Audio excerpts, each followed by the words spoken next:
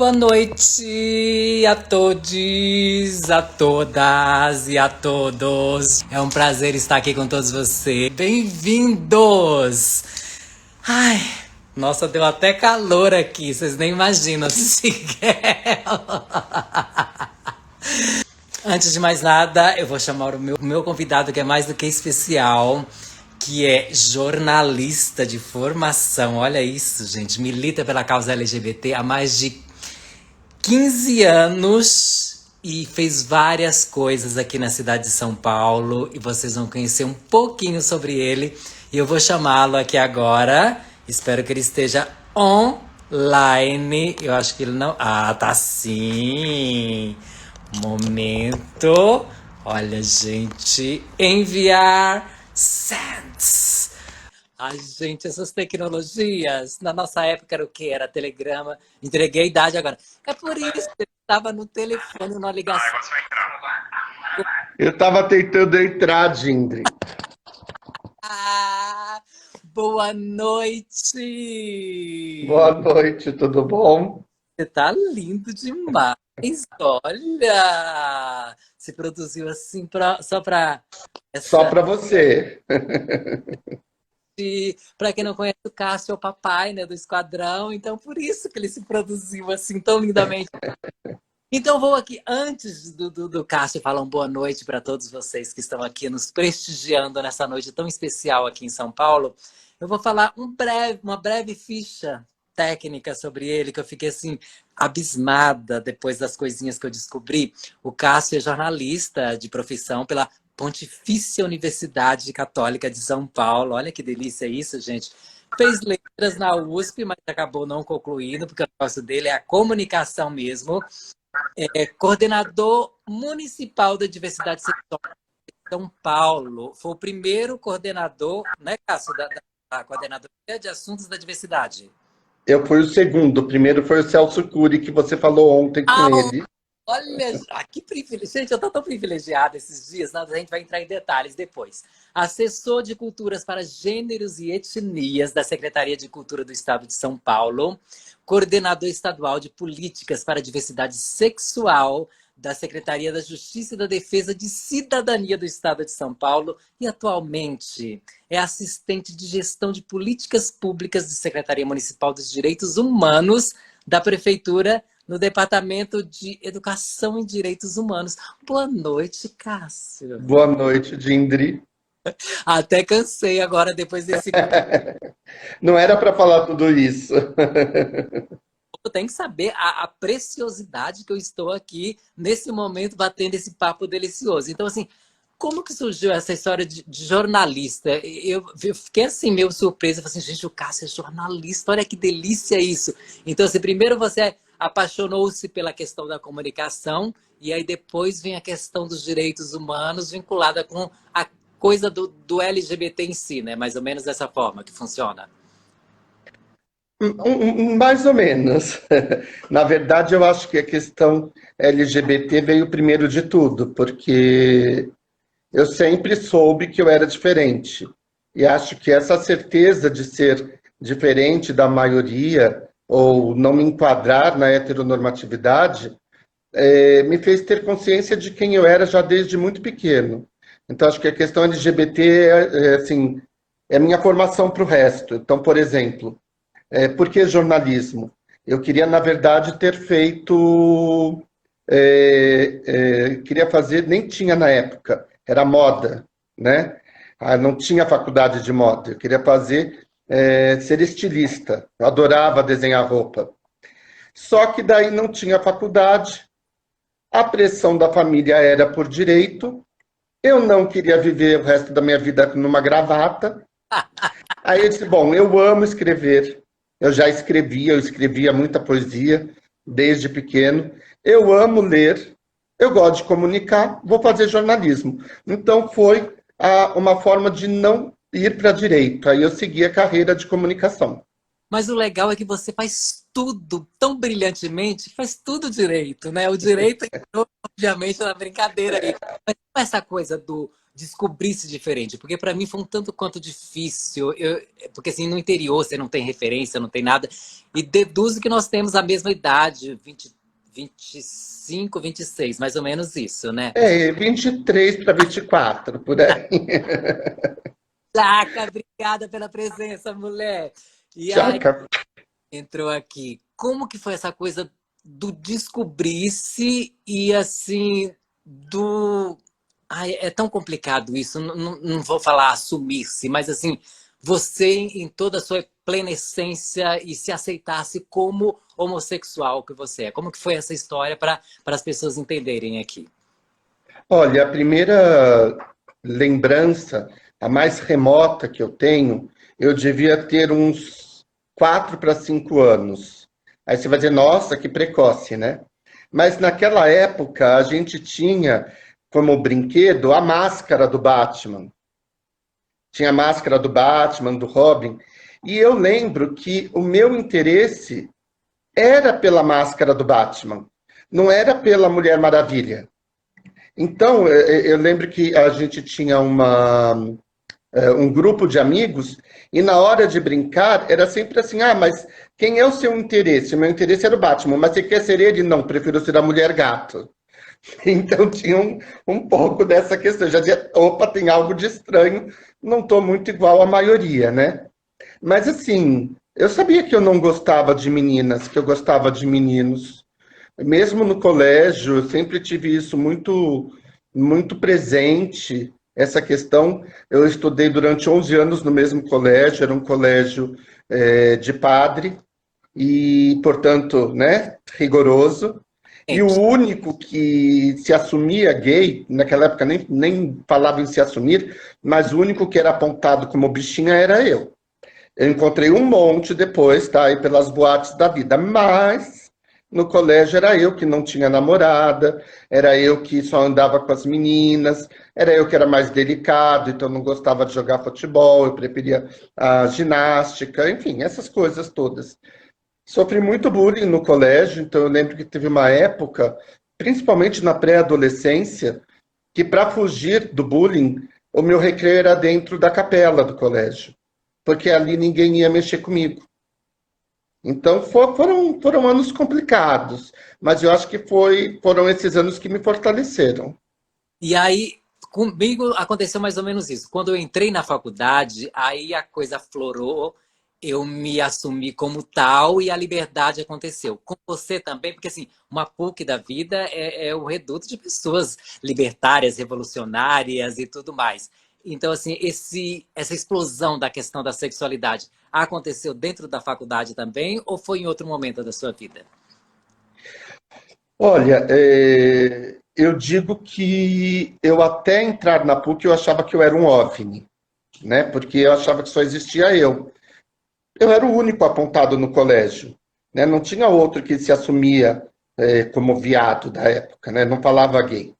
Então, dizia, bom, sou só eu no mundo, devo estar errado, então acho que, né, vou ter que ver o que eu vou fazer. Eu lembro que a pressão da família para casar, né, a namoradinha, isso, era muito grande. Então, quando chegou na fase dos 15, 16 anos, né, que minha avó perguntava, ah, cadê a namorada, não vai casar? Ah, fulana é tão bonitinha, namora com ela.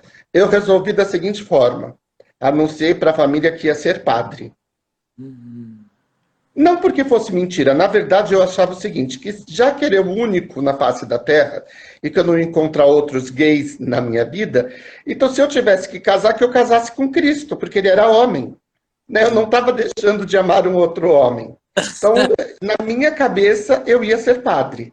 Aí quando entrei na PUC, é outro mundo, porque aí você descobre que existem outros LGBTs, você descobre que existe uma comunidade, né? As pessoas se reconhecem. Eu lembro que na época um menino chegou para mim e disse assim, você é entendido? Aí eu disse, entendido em quê?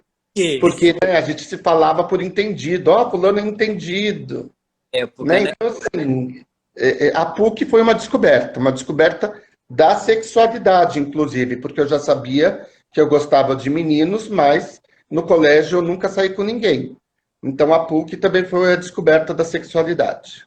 E aí, você saindo da PUC, você já vai trabalhar direto com as questões LGBTs, como no caso na coordenadoria e tudo mais, ou tem um adendo aí, você começa em algum veículo de comunicação para depois chegar nesses órgãos públicos tratando da questão dos direitos humanos vinculados aos LGBTs? Eu ainda estava na PUC, e também é para você ver como as coisas são, né? Durante a PUC, eu acabei me assumindo para os meus pais, então eu saí do armário. E até que a reação, que eu tinha muito medo mais da reação do meu pai que da minha mãe. E a reação foi positiva, então eu tive uma boa acolhida, eles me acolheram, ninguém me pôs para fora de casa, enfim. Só que tinha uma preocupação. Ah, mas se ele é gay, ele não vai conseguir estabilidade de emprego. Então, quando eu estava com meus 20 anos, por aí que eu estava no terceiro ano da faculdade, indo para o quarto ano, eles me inscreveram em tudo que é concurso público. E eu fui prestando. E eu passei na prefeitura, porque eles, né, na concepção deles, como funcionário público tem estabilidade, eu não seria demitido por ser gay, se alguém descobrisse. Então, eu acabei entrando na prefeitura meio que por conta disso. E aí você diz assim, ah, vou ficar só 5 anos. Aí passa 5 anos, ah, vou ficar só até 10 anos. E quando você vê, você está lá, entendeu? Então eu entrei um pouco por conta de não sofrer discriminação no ambiente de trabalho, que foi um pouco como meus pais viram para me proteger na época. E aí depois eu comecei, logo que eu saí da PUC, eu estava na prefeitura, eu acabei entrando no vestibular da USP, em 94 para 95. E a USP tinha o CAEUSP, que era o Centro Acadêmico de Estudos Homoeróticos da USP. Nossa! Aí eu conheci a militância. É, porque assim, as coisas vão casando. A gente que não entende a conspiração do universo a nosso favor, né? Então, quando é para acontecer, as coisas acontecem lindamente bem, né? Então, você é funcionário público e foi para a USP fazer letras, né? E conhecer o CAE USP. Então, assim, já estava dentro da questão do serviço público. E aí, para surgir a questão do CADES, que é a Coordenadoria dos Assuntos da Diversidade, foi um pulinho, né? Então, como que foi esse convite? Cássio, um militante LGBT, ser o segundo coordenador da Coordenadoria dos Assuntos da Diversidade da cidade de São Paulo. Como que veio esse convite para você? Bom, daí, na verdade, eu já estava na prefeitura nessa época. Eu trabalhava num setor mais voltado para a questão de leis, né? Fugi do direito e acabei trabalhando com leis. Então, conhecia muito de lei. Mas eu sempre militava, mesmo dentro da prefeitura. Então, quando tinha algum projeto de lei que falava sobre a questão LGBT, eu ia lá para tentar ver se aprovava, enfim. Infelizmente, nada se aprovou, mas poucas coisas se aprovaram, mas enfim. Então, eu já estava nessa militância ali. E em 2005, quando o Serra entrou, ele, em dezembro, fez o decreto criando a Secretaria de Participação em Parceria, e a coordenação de diversidade sexual. E aí eu conhecia o chefe de gabinete do secretário, que na época era o Gilberto Natalini, e ele me convidou para ir lá trabalhar com eles. A coordenação ainda não tinha coordenador, aliás, não tinha nada, nem computador. Então eu cheguei lá para levar um computador 486, que imagina, na época já era velho. Né? Hoje eu nem sei o que é. E tinha eu e 3 estagiárias. Aí a gente ficou estruturando a coordenação. Por eu ser de carreira, eu consegui trazer outros funcionários para trabalhar na coordenação. Então, acho que isso foi positivo. E daí veio o Celso. O Celso foi nomeado em abril, no comecinho de abril de 2005. E o Celso ficou com a gente até a parada daquele ano, que daí ele foi ser diretor do Centro Cultural São Paulo. E como eu já tinha ficado interinamente antes do Celso, eu acabei ficando pós-Celso. Então, o Celso saiu, eu assumi a coordenação aí efetivamente e fiquei até janeiro de 2009. E aí, então o Celso foi a comissão de frente, né? Ele fez a abertura É, para fazer no carnaval e você veio com a escola todinha por trás. Porque assim, eu peguei muito bem a fase áurea da coordenação, que foi maravilhosa. E aí, nossa, era tanta coisa incrível, tinha diversidade nas praças, tem um suporte todo que dá para a Parada de São Paulo com a Feira da Diversidade. Então, assim, era um trabalho incrível e maravilhoso que acontecia na cidade de São Paulo, e a questão da diversidade foi muito bem abraçada e muito bem resolvida, né, na sua gestão. Então, assim, quais foram os ganhos que a cidade de São Paulo teve com a Coordenadoria dos Assuntos da Diversidade?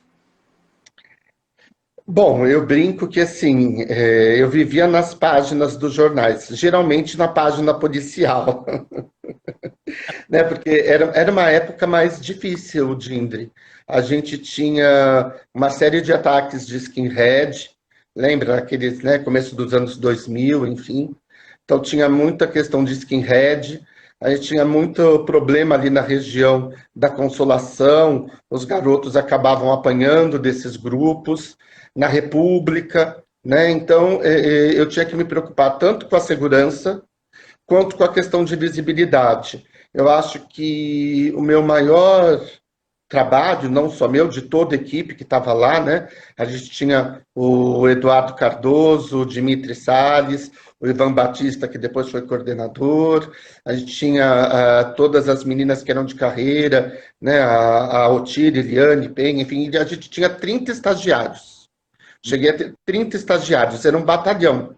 Então, qual era a nossa meio que estratégia? Dar visibilidade à coordenação, que ela se tornasse referência dentro da administração. Por quê? Porque se alguém for discriminado na escola, se a diretora da escola sabe que existe a coordenação, ela liga para pedir socorro. Se alguém, sei lá, teve problema com a GCM, então era tentar ser um pouco ter essa visibilidade, ser conhecida. Então, por isso que a gente fazia muita ação pela periferia, com as praças da diversidade, que era um jeito da gente levar informação na periferia, né? Não era só show, a gente tinha o DST AIDS com a gente, fazendo prevenção, e tinha o Centro de Combate à Homofobia, recolhendo o depoimento de quem tivesse sofrido alguma discriminação. A gente tinha parceria com a Secretaria da Justiça, com a Defensoria Pública. Então, acho que foi um pouco isso, foi dar uma cara para essas políticas dentro da administração. Falando da questão do Centro de Combate à Homofobia, a Lei 10.948/10 é dessa época que você estava na coordenadoria, antes ou depois? Ela é antes, ela é de 2001, só que até 2004 ela não tinha muita... As pessoas sabiam pouco dela. Então, a primeira coisa que a gente fez quando eu entrei na coordenação foi uma parceria com a Secretaria da Justiça para divulgar a lei. Então, em todos os nossos materiais, a gente falava da lei, que era para que as pessoas conhecessem. Sim, né? sim. Então, a gente ia, por exemplo, vai ter ação no Autorama, leva a lei. Vai ter ação em Itaquera, leva a lei. Então, a gente fazia um pouco isso. Vamos aqui fazer um serviço de utilidade pública. Alguém sofreu alguma ação, algum crime de LGBTfobia. Como que essa pessoa deve proceder se ela não conhece nada, se ela vai na delegacia próxima da casa dela, às vezes ela não é tratada bem, como que ela vai proceder? Informa pra gente. Bom, eu digo que... Por que eu falo que a questão LGBT vem primeiro de tudo? Porque a gente está sempre sujeito às pedradas, né? Então, assim, o que ela tem que fazer? Ir na delegacia, mesmo com o risco de não ser bem recebida. Então, por exemplo, eu já sofri Boa Noite Cinderela, e quando eu fui fazer o BO, o delegado virou para mim na minha cara e disse, mas também tinha que pegar mexer? Aí eu olhei para a cara dele e disse, em primeiro lugar, não era mexer. Mas se fosse garota de programa, podia? Não é? Né? Aí ele ficou meio assim, porque ele viu que eu dei uma bordoada de volta. Então, assim, ele está sempre nessa militância. Então, acho que assim, a primeira questão é fazer o boletim de ocorrência. Se souber da lei e morar ou em algum lugar afastado do centro, ou em outro município, a gente tem a possibilidade de fazer a denúncia online no site da Secretaria da Justiça. Tem lá um campo que é denuncie. Então, ali você pode fazer a denúncia. Essa denúncia vai chegar para a Secretaria da Justiça e eles vão dar encaminhamento via Lei 10.948. Se não, tem que ser através do boletim de ocorrência e aí procurar o auxílio, por exemplo, de uma defensoria pública. porque a Defensoria Pública também tem um núcleo especializado na questão LGBTI e que presta apoio no estado todo. Perfeito. E por falar em atendimento de policiais, eu fico super feliz porque você, com toda essa sua sabedoria, com todo o conhecimento de causa, também trabalhou na formação para a sensibilização de policiais militares, de GCMs, de toda essa estrutura da nossa polícia que temos. Como foi trabalhar isso, entrar num campo assim, às vezes, tão machista, tão sisudo, e falar sobre LGBTs? Conta essa experiência aqui pra gente. Olha, então, a gente entrou na Guarda Municipal justamente por uma questão de discriminação. Então, a gente estava na Secretaria de Participação e Parceria e o comando da GCM disse, olha, nós vamos ter aniversário da Guarda, a gente vai fazer uma atividade num teatro municipal e a gente gostaria de ter um debate de alguns temas. Então, chamou a coordenação dos negros na época, né? Chamou a questão das mulheres e chamou nós da diversidade. Primeira fala foi das mulheres, todo mundo quieto, ninguém abriu a boca. Segunda fala foi a questão do negro, né? Você sentia o povo se mexer nas cadeiras, mas ninguém abriu a boca. Aí eu fui falar. A hora que eu falei, foi assim, sabe aquela saraivada de tiro? Porque todo mundo dizia, mas o que eu faço quando eles se beijam no parque? Isso é um absurdo.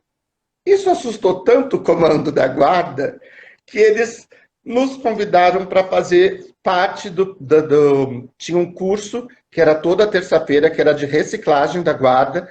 Então, toda terça-feira a gente ia lá falar sobre a questão da diversidade sexual. Eu lembro que na minha época foram quase 2.700 guardas que passaram nessa reciclagem comigo de 2006 a 2008. E depois o Franco continuou com essa formação na GCM. É muito legal, porque assim, tinha turmas difíceis. Eu lembro que tinha uma turma que eles ficavam batendo o pé no chão, assim, tipo, como se estivesse marchando. Aí você vai, né, com o jogo de cintura, né, você incorpora a drag que tem em você e você desconstrói algumas questões ali. Você põe o povo para dar risada, vai desconstruindo. Mas também tem pessoas parceiras.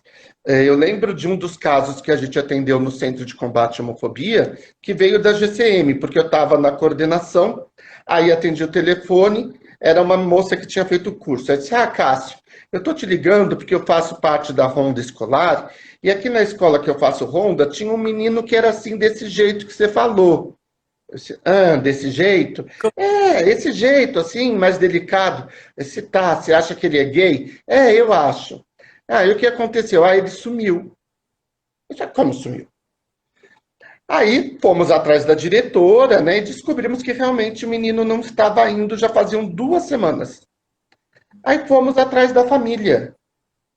A mãe era evangélica e ela, por desconfiar do filho, tinha colocado ele amarrado na cama, assistindo o programa evangélico para ser curado.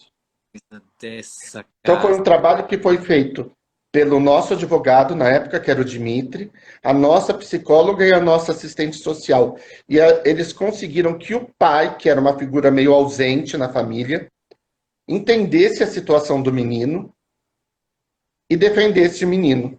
Olha que E aí maravilha. ele conseguiu retornar para a escola. Mas então imagina assim, né? Veio da GCM. Né? Eu acho que é super legal, porque você tem parceiros. Né, o trabalho Né? da mais que tem alguém, as pessoas preconceituosas, as pessoas que não entendem aquilo, mas uma hora a sementinha cai e nasce. E você também tem um trabalho lindo, né? Que eu estava vendo aqui, que você deu um curso à distância sobre a conquista da cidadania LGBT, e esse curso que fala sobre política de diversidade sexual abrangeu mais de 11 mil pessoas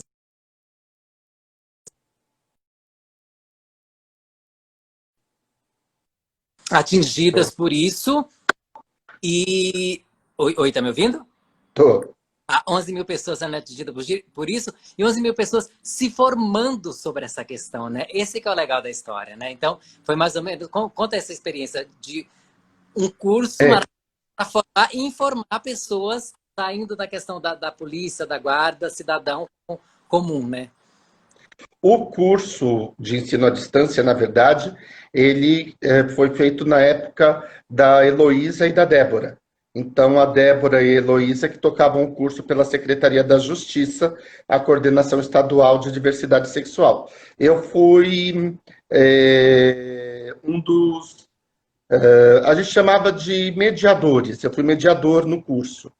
Mas o que eu fiz, que assim, eu cheguei a atingir essas 11 mil pessoas, foi ao longo desses 2 anos e meio na Secretaria da Justiça, como coordenador, aí eu fiz presencial. Isso não era EAD. Então, na somatória, através das formações com a Polícia Militar, formação com a Polícia Civil, o que a gente fazia, por exemplo, eu fui dar palestra na Santa Casa de Sertãozinho, para eles saberem como atuar ou tratar pacientes trans. Então, somando todas essas palestras, a gente chegou, depois de 2 anos e meio, a 11 mil pessoas que receberam essa sensibilização.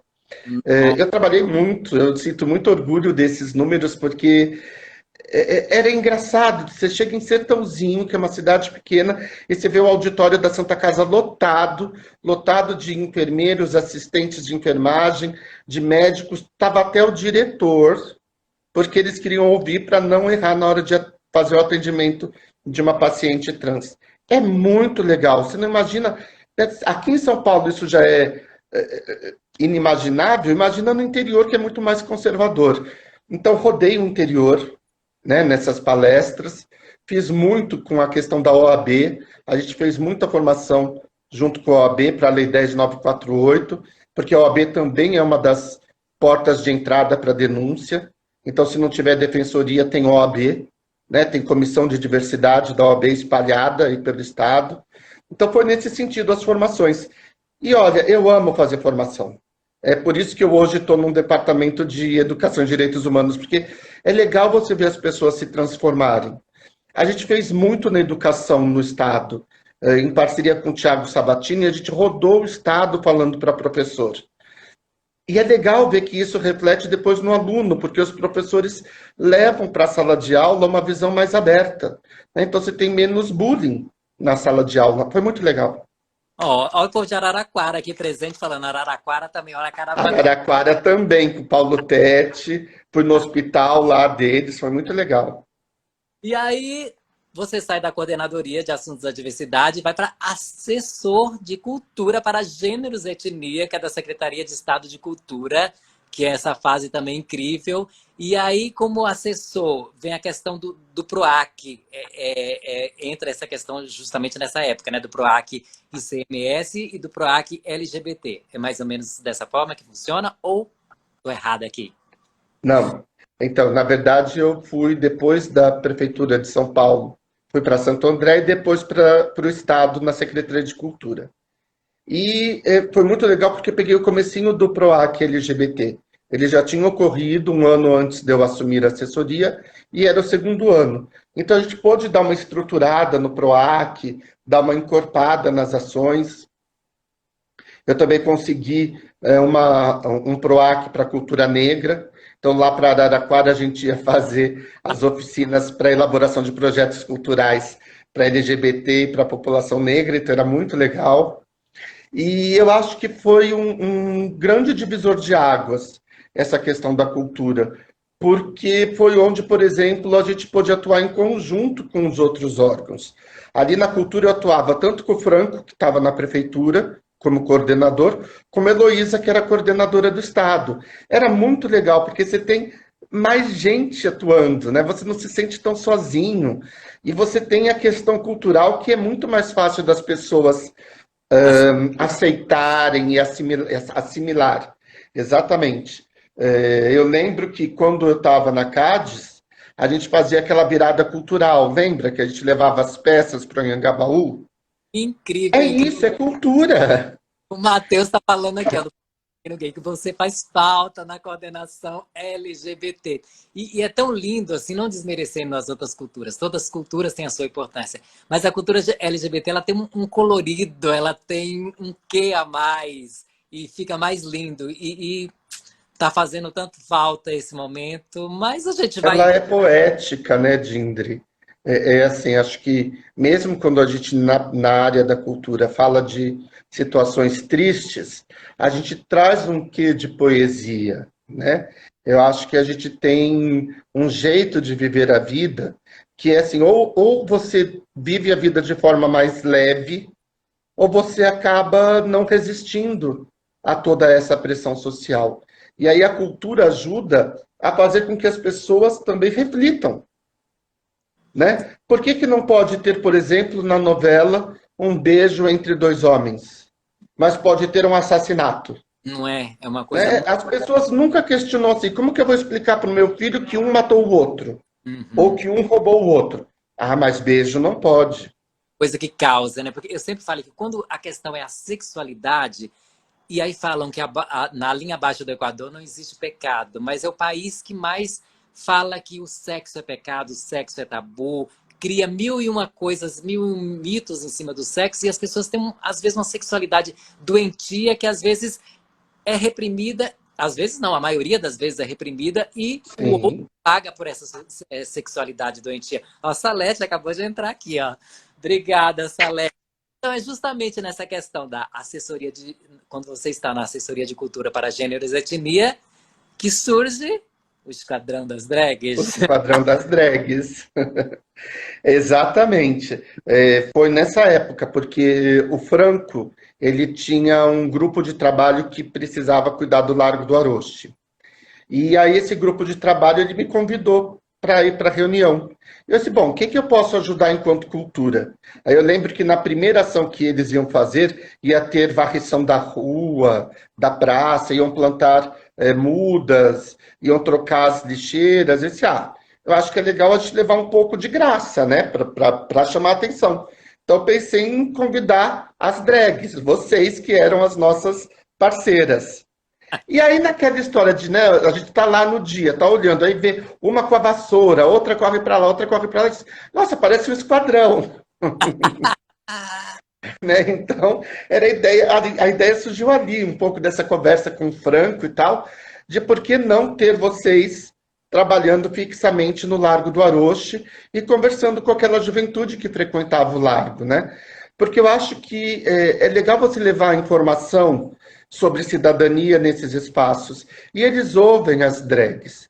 Eles param para tirar foto, eles param para ouvir. Ele pega o folheto. Eu, se for lá, eles vão dizer, ô tio, sai daqui. Você não, né? Olha a diferença. Então, É porque eu geralmente acredito que o humor ele tem esse poder, né, de informar, tocar lá no fundo de uma leveza, de ser algo gracioso, né? Esse é o legal do humor, né? E o Esquadrão ele sai do convencional e começa ali no Largo do Aroche, ganha um espaço tão grande. Então, assim, sim. nós do Esquadrão, eu, a Cici, a Sandy, a Nina da primeira formação, a Andy da segunda formação, a Adriele, que está aqui nos assistindo, que sempre nos substituiu, e a Cindy Cristal, a gente é eternamente grato a você por ter esse carinho com a gente, por ter acreditado que a gente poderia dar conta desse recado, e a gente deu, tanto é que o Floriano, como deputado, já premiou a gente, né, com uma homenagem maravilhosa lá na Assembleia Legislativa, a Câmara Municipal de São Paulo, tudo devido ao nosso papai querido e maravilhoso, um dos pais, né, que são dois pais, né, o Franco Renaldo e o Carlos. E aí, saindo da Ó, coordenação, vocês são filhas de um casal homoafetivo. isso que nasceu drag. É, E aí, atualmente, você está assistente de gestão de políticas públicas da Secretaria Municipal de Direitos Humanos, da Prefeitura, no Departamento de Educação em Direitos Humanos. E esse, é. obviamente, engloba a questão LGBT. Na verdade, agora eu estou como diretor do departamento. Não queria muito, porque na verdade eu queria me dedicar à formação, mas acho que é mais um desafio, né? E uma das primeiras ações que a gente fez, logo que eu cheguei, em parceria com a coordenação LGBTI do município, foi justamente a formação de assistentes sociais dos SAICAS, que são serviços para criança e adolescente, para que elas pudessem saber como receber uma criança ou um adolescente LGBTI. Então, foram 10 encontros, mais ou menos uma média de 30 assistentes sociais por encontro. Foi muito legal, porque é engraçado, né? A gente às vezes acha que as pessoas não querem ouvir o tema, mas há uma sede por essas informações, porque a nossa população saiu do armário, né? Não dá para voltar para o armário. E elas estão chegando nesses espaços, e as pessoas, infelizmente, não têm esse tipo de informação na faculdade. Então, elas às vezes não sabem, elas desconhecem como tratar. E aí você vê que existe muitas dúvidas, até mais dúvidas do que preconceito. Foi muito legal a ação.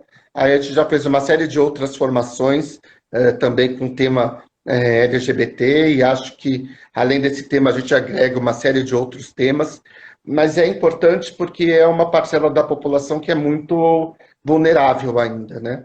E que já acompanhou de perto, acompanha, né, sempre de perto a questão da história do movimento LGBT, quando que você percebeu, se você teve essa sensibilidade de perceber, quando que os jovens, os adolescentes, a população em geral LGBT se sentiu mais, vamos dizer, solícita a se assumir a sua sexualidade de uma forma mais leve, mais tranquila, deixando aquele ranço que era da nossa época, a questão de não ter a referência, de não ter medo. Qual o momento, assim, você tem essa sensibilidade, essa percepção?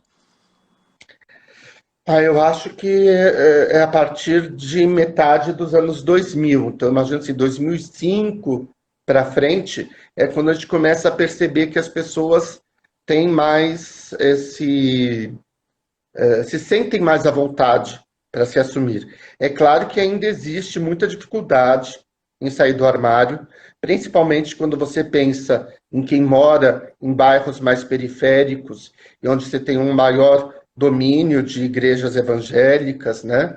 Ou quando você pensa no interior, que tem cidades muito pequenas e muito conservadoras, ainda existe muito receio, né?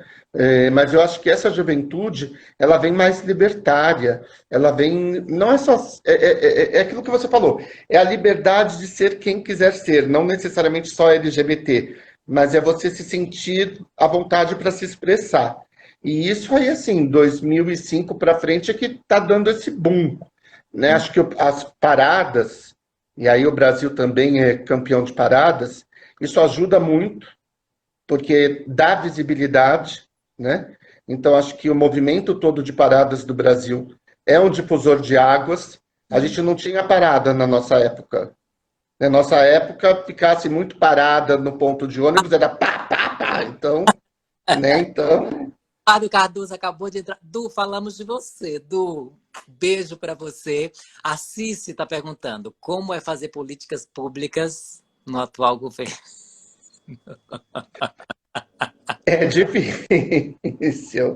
Não, eu acho que assim, o momento está muito complicado.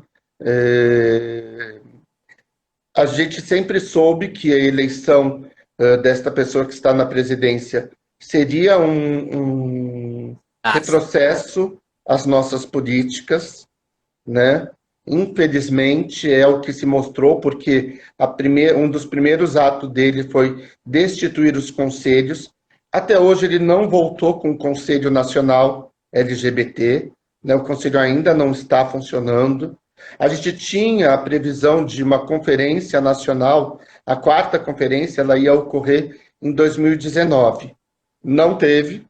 Esse ano, até por conta da questão do Covid, também não. Então, acho que não teremos tão breve uma conferência. Até porque ele não acredita em participação popular, né? Então, é difícil. E é muito difícil, porque existe um conservadorismo, né? Um conservadorismo não só na figura dele, embora ele represente macro, mas nas casas legislativas.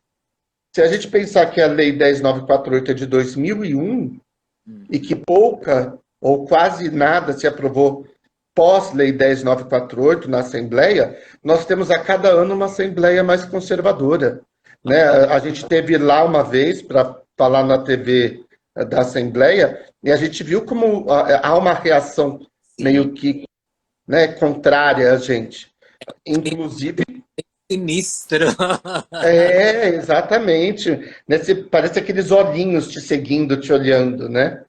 E tem um projeto de lei absurdo, em tramitação, de um deputado que era do partido do presidente, e que é justamente para proibir atletas trans de participarem de campeonatos em desacordo com o sexo biológico de nascimento. É um Nossa. absurdo isso, porque qualquer categoria esportiva já declarou que a questão trans é para se respeitar a identidade de gênero e não o sexo biológico. Então, quer dizer, se for aprovado, nós seremos o único lugar do mundo em que Ah, não vamos respeitar identidade de gênero e vamos nos pautar pelo sexo biológico. ó, o Fabrício Souza, aqui, foto, tá fazendo uma pergunta para você. Cássio, sobre a conscientização. Você acha que a geração Y é mais fácil de entender do que as gerações anteriores? A geração Y é a geração atual, que nossa, é muito Sim. moderna, né? Que pega um celular e dá um banho na gente. A gente, para mexer Não, eu fico pensando, se eles são geração Y, nós somos menos Z, né? Porque, olha, eu acho que as gerações atuais, elas têm mais acesso à informação, né? A internet facilitou muito isso. Por exemplo, na nossa época, a gente não sabia onde encontrar outro igual. Eu encontrei na faculdade, mas até lá não, né? Eu achava que era o único. Então a gente não tinha esses referenciais que a internet possibilitou. Então por isso talvez seja mais fácil. Também você tem exemplos mais positivos. Na nossa época não tinham exemplos positivos, né? A gente aparecia só em programa humorístico. Então era sempre assim, ser gay é ser motivo de piada. Hoje a gente tem exemplos positivos, seja nas novelas, nos filmes, nas séries. Então isso muda a mentalidade das pessoas, e principalmente desses jovens, porque eles se reconhecem entre iguais, né? A gente se reconhece entre iguais. com certeza. E agora, recentemente, você e o Diego, que é da Associação da Parada do Orgulho LGBT de São Paulo, gestaram, né, um projeto incrível e fizeram um convite a mim, que eu estou assim, mais do que lisonjeada, estou assim, apaixonada de fazer esse projeto. E eu queria que você contasse aqui para as pessoas sobre esse projeto lindo, como é que surgiu essa ideia, que são vários encontros. A Associação da Parada está lá no site dela, eu postei também aqui no meu Instagram, quem quiser conhecer e nos acompanhar. Então fala um pouquinho desse projeto aqui para gente. Se liguem, queridos. Na verdade, Se liguem, queridos, é o nome do projeto, né? A parada, as pessoas acham que é só aquele dia, só aquele evento, mas a parada sempre fez ciclos de debate, sempre fez leituras de peça de teatro, enfim, sempre teve outras atividades além da parada em si. E como nós estamos em período de isolamento, né? Então, a gente transformou aquele ciclo que era presencial nessas rodas de conversa. Nós tivemos a sorte, nós tivemos o prazer de receber a parceria da Ben Jerry's. Acho que isso deu um boom no projeto. E a ideia dessa roda de conversas é falar sobre aquilo que a gente geralmente não fala.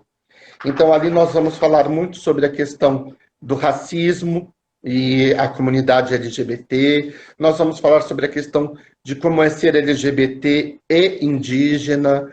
Nós vamos discutir, a gente já discutiu, né, a questão de gênero, a questão do feminismo, mas a gente pretende discutir feminicídio, né, inclusive porque tem aí, né, hoje, o próprio Ministério Público entende que mulheres transexuais ou travestis sofrem feminicídio, estão reconhecendo a questão da identidade feminina, isso é muito importante. Então, nós vamos trazer esses debates. A ideia é procurar sair um pouco do lugar comum e seguir por esses temas espinhosos. Deficiência física e sexualidade, que as pessoas pensam que porque uma pessoa tem uma deficiência, Sim. respeito à sua sexualidade, né? Então vai ser incrível esses debates. Acha que deficiente é anjo, né? Não faz sexo. Então é poder falar do direito ao sexo, né? A religiosidade, tem uma mesa que a gente vai falar, vai abordar a questão do direito à religiosidade, Porque, assim, as pessoas acham que, por sermos LGBTs, a gente não tem fé. E a gente tem, diferentes. Né? Tem LGBT que é católico, tem LGBT espírita, tem LGBT da Umbanda, Candomblé, enfim, N religiões, né? Então, acho que é discutir esse direito. Que estava ontem na nossa live, é super participativo, é um médico incrível, que eu tive a oportunidade de conhecê-lo. Ele está falando justamente da questão da religião, que o avanço das igrejas neopentecostais com suas bancadas também tem contribuído para o crescimento das ideias neofascistas. Aí ele pergunta aqui, por que o movimento LGBTQI+, não cobra um posicionamento por escrito dos conselhos de psicologia, medicina, direito, etc. e tal, de forma pública sobre esse projeto de sexo biológico?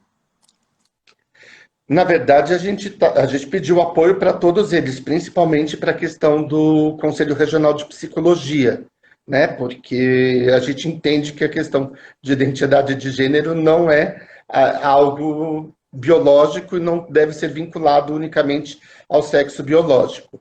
A gente pediu também apoio para a OAB, para que a OAB estivesse com a gente nessas cartas que a gente já enviou carta para os nossos deputados, a gente já fez abaixo-assinado, nós colhemos na Feira da Parada o ano passado, a gente colheu a assinatura contra esse projeto de lei. Então, assim, a gente tem feito ações, né? Tem buscado dizer que nós somos contra e que a sociedade é contra. Então, assim, a gente está super aberto. Se quiser depois pegar, entrar em contato, a gente precisa de mãos para estar fazendo mais ações para evitar essas coisas, porque não é só esse projeto, eu citei um, mas tem um monte de pérolas lá na Assembleia.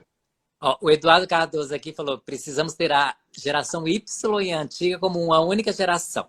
A geração que faz a diferença na luta... Ai, Du, desceu o negócio aqui. Gente, eu tô falando que a tecnologia não é nossa, Cássio. Adolescente, a geração que faz a diferença na luta pelo reconhecimento e acesso aos direitos. Temos que trabalhar isso. E aí, mais embaixo, ele fala: sei pouco sobre o segmento, mas me coloco à disposição para os projetos. Eu posso distribuir os papéis. Pode? Será que o Eduardo Cardoso pode distribuir os papéis? Esse Eduardo é muito caricato, né?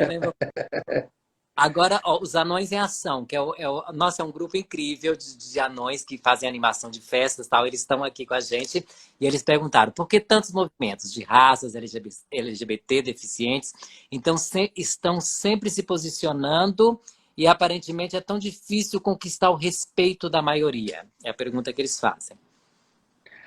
Porque a gente tem um poder estabelecido na sociedade, né? A nossa sociedade, o poder, ele é branco, ele é masculino, ele é heterossexual, né? Então, é o homem branco heterossexual que tem esse poder.